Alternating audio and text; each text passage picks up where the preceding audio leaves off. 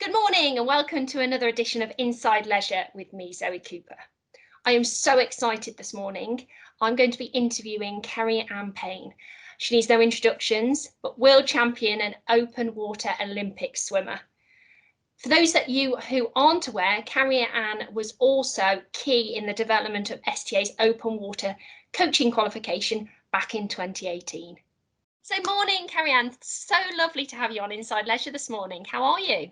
I am very well, thank you. Yes, just kind of getting into the swing of my new life, which is dropping my child off at nursery and then working solidly for like 4 hours, 5 hours sometimes, and then basically picking her back up again. So it's just, I say solidly, it's only been a week so far, so we'll see how next week goes. Oh, how have you guys been getting on during lockdown? Lockdown wasn't too bad, actually. We were really busy. I just can't quite believe how, I guess, fortunate we were within straight line swimming to still been able to deliver courses. We obviously, with the help of the STA, managed to continue running the courses, but online versions until we were able to meet in person, obviously with social distancing and the government guidelines. So yeah, from the beginning, or from the end of March was beginning of April was my first online qualification, through to my last one this year is this week on Thursday. So it's been so busy, but we were really lucky that we had some help with Josephine to look after her whilst we were both basically trying to run our businesses at the same time. So yeah, really fortunate to have been so busy, and to be honest, really proud that we've managed to, for me, this year will be my biggest year of qualifying coaches. It'll be around about 117 coaches this year. Wow, that's amazing. I think you're going to be a bit busier now. SIMSPA have obviously launched their retrain fund, which is amazing. And obviously STA's open water qualification maps to the professional standards, so is eligible for funding. So are you going to be actually applying to become an approved training centre with SIMSPA to deliver that? Yeah, we're in the process of getting that all organised at the moment, actually. So as soon as we've kind of done all that stuff that we need to there, and we're just in the process of relaunching our website as well. It's just being redone, being tinkered with at the minute. And on there, we'll be able to, as well as obviously the STA website, but we'll be launching through the winter, actually, some more virtual courses to be delivered, the final day to be delivered in person in April, when it's warm enough, shall we say, to do that, because it'll be a bit chilly. So I do foresee the rest of the season, actually, or the rest of the year, still being quite busy. Yeah, absolutely. I do too for you. So open water swimming, as you know, has really boomed. And during lockdown, STA actually conducted a survey with our open water swimming coaches. And it was interesting to see that the majority of the coaches were reporting they were actually coaching beginners and recreational swimmers. I suppose that comes as no surprise to you. And how have you kind of seen the open water swimming industry changing over the years? It's a really interesting one. I think the most amazing thing about open water swimming is that it's not just one thing. Like pool swimming really is just kind of one or two things. There's some leisure stuff, there's some family stuff, and then there's some competitions. Whereas open water is so different. There is so many different avenues from the competitive side of things, and it's not just the 10K marathons that I used to do. There's the actual marathons, which I keep getting told about, which are things like swimming the Channel, swimming around Manhattan, like really epic, massive swims, to ice miles, to the ice water world championships, or the ice swimming world championships, which are like 25 meters max, as fast as you can go, literally in the ice. That's one end, like the competitive end, the triathletes end, the Ironman swimming side of things, and running and all that kind of stuff. And then we go all the way through to just the leisure things, to people taking on 1 mile swims, or Dart 10K as an example, to take on a new challenge, not to race it at all, just for the joy of taking on a challenge, or maybe they're raising money for charity. So people with quite a lot of big birthdays come up where people go, you know what, my 40th, 50th, 60th, I want to do this big swim, and they do that kind of stuff. So there's a lot of training there. And then we go all the way through to the people who are just starting out on their journeys, who are either scared about the open water, or worried about it, or have heard so many amazing things about it, or, as many people during lockdown, didn't have access to the normal swimming they would have done, which is a swimming pool. There wasn't opportunities to go to the gym, so lots of people were taking that step into the open water. So honestly, the scope can be and is huge. And the thing I always talked about to my students is that actually one person is on that spectrum pretty much through the whole of their life. And what I mean by that is we're not always just going to be a marathon swimmer like me. I am basically now that leisure swimmer. Through the winter, I'm going to hopefully become a dipper, as they call it, which is just dipping into the water through the winter to get the buzz and the feeling for it. Obviously, doing it in a safe way. But my journey is pretty much full spectrum now across the board.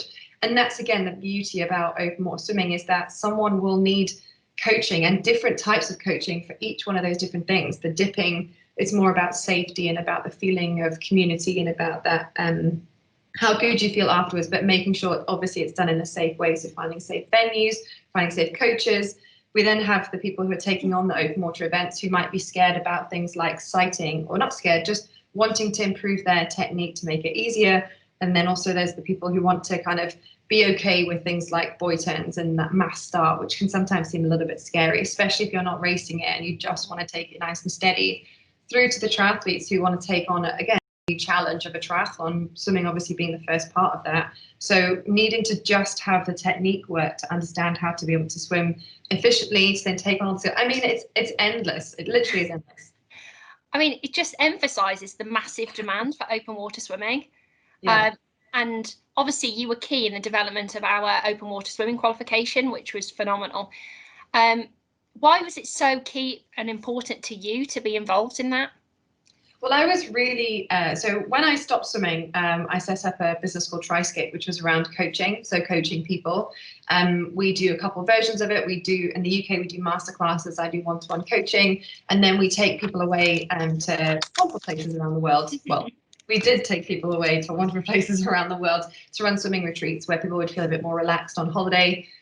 What we found with that, it certainly was never and is not really about the competition side of things. It's more about people just wanting to become more efficient swimmers. We've had complete beginners, a lady called Roz who just wouldn't even go near the water. She wouldn't even go on a boat. She was that worried about water. And the first hour that we had her with us for a session, she put her face in the water for the very first time pretty much in her whole life. And it was just an amazing moment. And 4 days after that, she swam in the sea. She did 800 meters in the sea. Wow.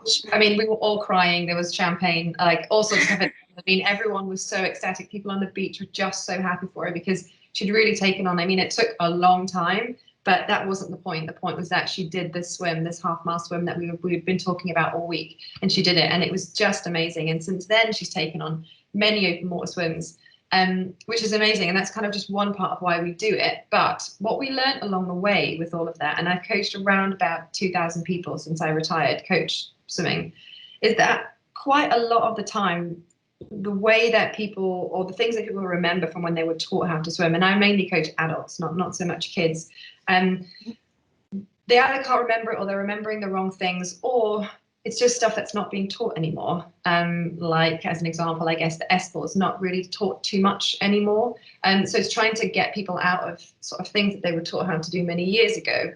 And then it was just the way as well, the way that we were. I wouldn't say I'm a teacher. I'm definitely a coach, and a coach in the greatest sense of the word, in that it's all about the swimmer's journey. It's about the guided discovery that we take a swimmer on. They come up with all the answers, but we just guide them to it.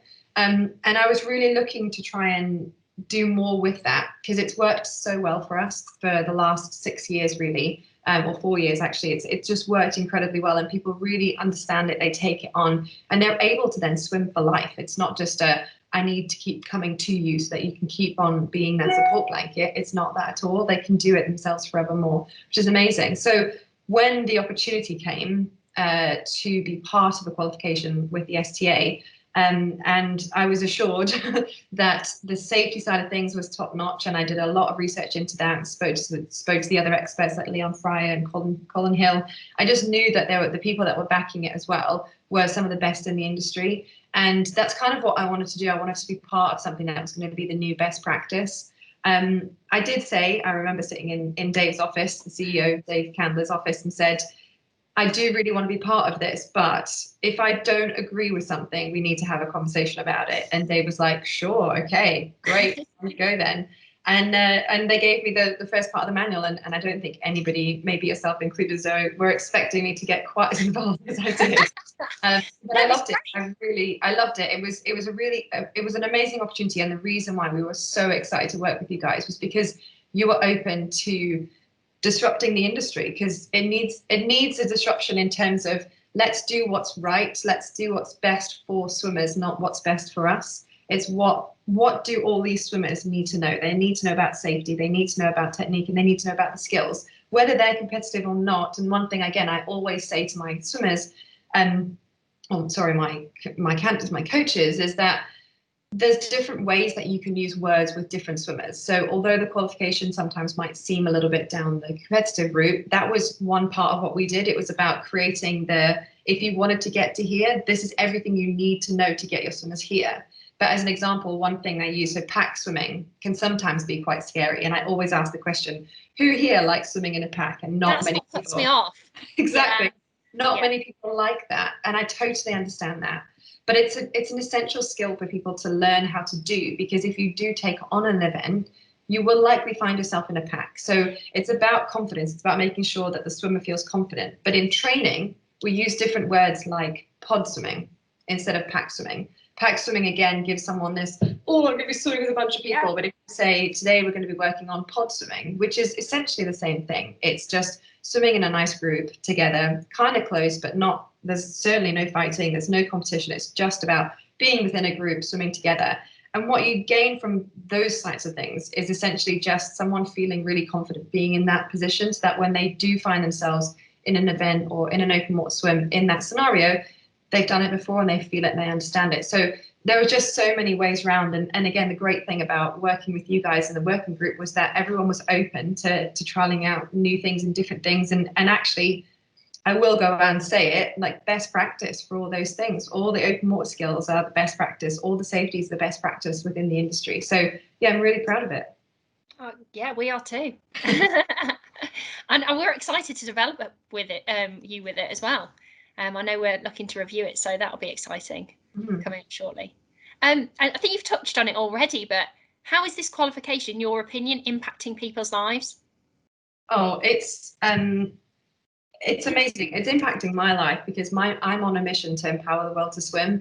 That is what I'm all about. And really, I'm on a mission to empower the world to swim outdoors, if you had to push me. And the amazing thing about this qualification is that by qualifying people, I feel like they're helping me to do my journey. They are then empowering people to swim. And that's the difference with this qualification, this coaching qualification, is that it's all about empowering the swimmer. I did touch on it earlier, but it's about the swimmer having the power, them learning, them understanding for themselves. Learning is best done by people, not to people.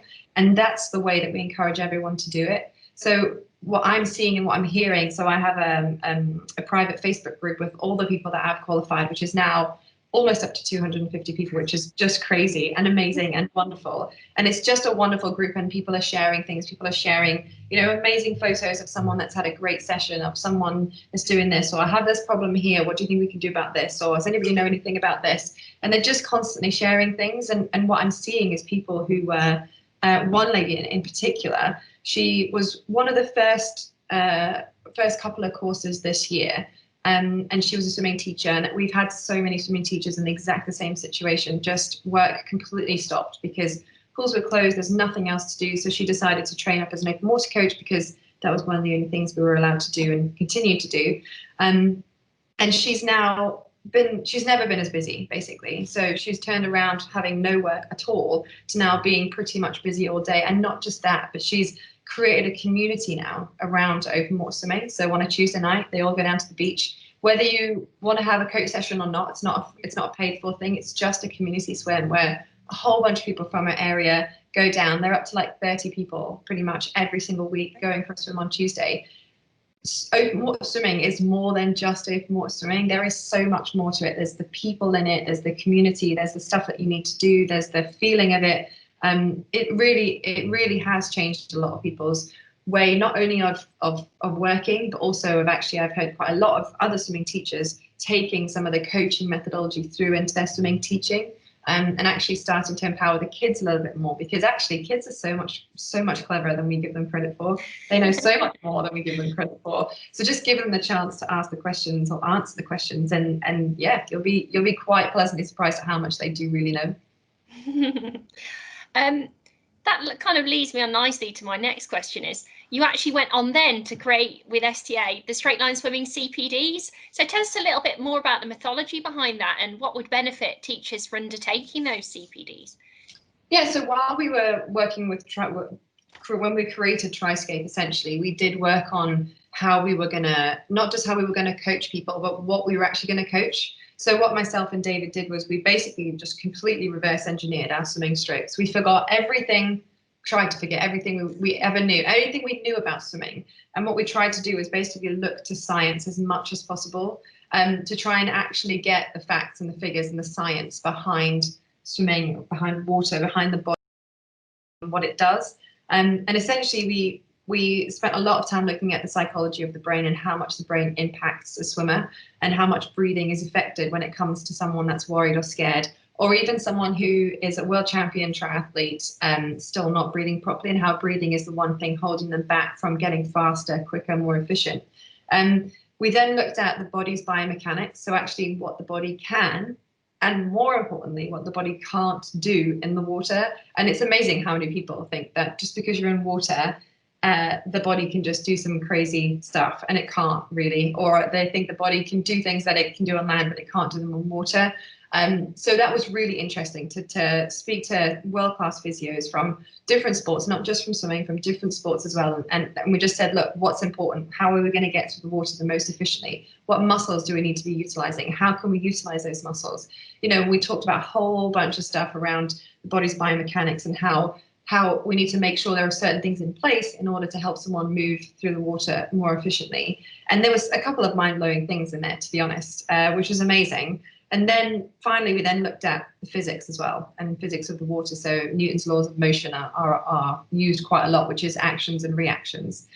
So ultimately, if you want to be swimming in a straight line, you want to be pulling pretty much, you want to be pulling yourself in a straight line, as much water backwards in a straight line as possible. And it was amazing. And the amount of people that have been through the qualification or that have been through the CPDs have really started to understand the science behind swimming and of how we can really help people. And actually it's about the process as well. So it's about starting with the breathing, then moving on to someone's body position, and then only once those two things are done, moving on to arms and legs.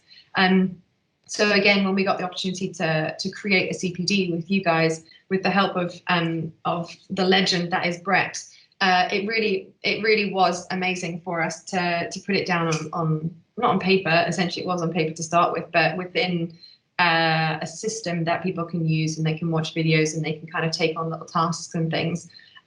So from a swimming teaching perspective, I'd say come with an open mind, because it is a bit different to the way that you probably do things right now. But if you come at it with an open mind, you can start to really see the differences and see the things that you can start doing, because everyone's different and not one system works for every single person.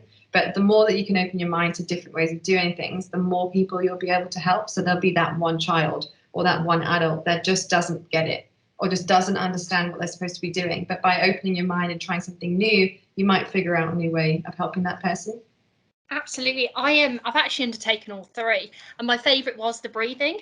And I was completely inspired by your video of Josephine under two swimming with her face in the water, streamlined. I was like, how is that even possible?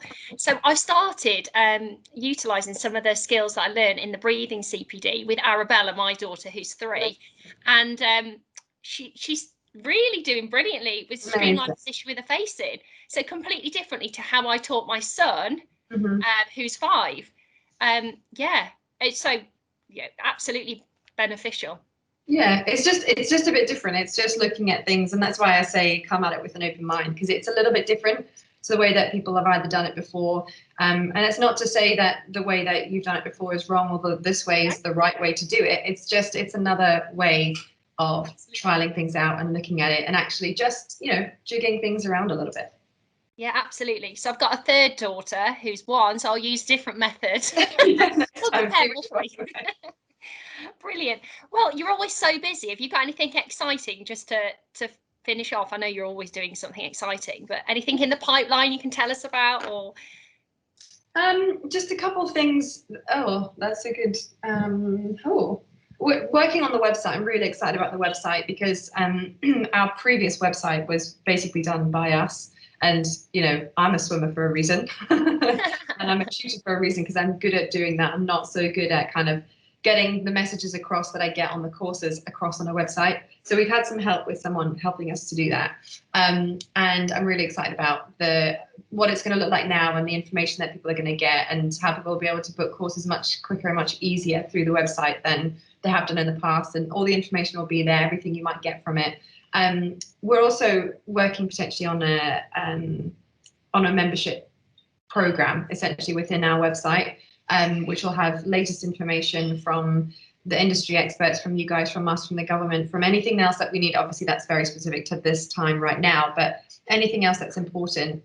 We're also going to be doing a series of videos with experts in the field of open water swimming, but also just people we really want to hear from, people like Ross Edgley. And now that I've said it out loud, he has to do it because I've said Ross Edgley. He owes me a favor, so I'll get that in. But just, you know, some really cool people that people are interested in to hear about. We're also going to be creating hopefully a couple more CPDs along the way as well. So a bit more information about, again, having done the course for 3 years, you start to see the information that we're maybe missing out a little bit on the qualification, or what people are looking for more information on, or the coaches from the first year to 2018 are now looking to get into winter swimming and winter coaching, which isn't really a massive part of the qualification. So it's more information, what people are looking to get from there as well. And then just a directory of people that, you know, if you're looking for information on open water coaching, hopefully that's the place that people are going to go to. So I'm really excited about that. But that's kind of phase 2. So that's going to be sort of through the winter bit whilst I'm doing other courses here, there, and everywhere. Oh, brilliant. Well, thank you so much for speaking with us this morning. It's been fantastic. And have a great day. Thank you very much. You too. Bye.